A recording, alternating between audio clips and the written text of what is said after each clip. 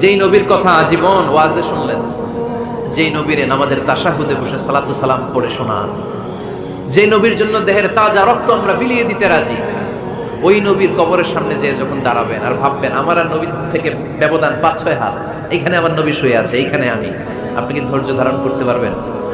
কথা বলেন, নিজেকে সামলে রাখতে পারবেন? আমার নবীর কোন উম্মত প্রথম যখন উমরা করতে যায়, হজ করতে যায়, নবীর কবরের সামনে দাঁড়িয়ে নিজেকে সামলে রাখতে পারে না, চিৎকার দিয়ে কান্না আসে, চোখ দিয়ে ধা ধা করে অশ্রু ঝরে। যেই নবীর ভালোবাসা আমার হৃদয়ের মধ্যে, ওখানে আমার নবী নাকি শোয়া আছে এই জায়গায়, এই জায়গায় আমার নবী শোয়া। সহ্য হয় না, বুক ফেটে চিৎকার আসে, কিন্তু চিৎকার দেয়া যায় না, কারণ যে আয়াতের তাফসীর আপনাদেরকে শোনাচ্ছি, এই আয়াতটা বিশ্বনবীর কবরের উপরে লেখা, লা তারফাউ আসওয়াতাকুম ফাওকা সাউতিন নবী। তুমি নবীর দরবারে এসেছো, এখানে বড় গলায় আওয়াজ করে কোনো কথা বলা যাবে না।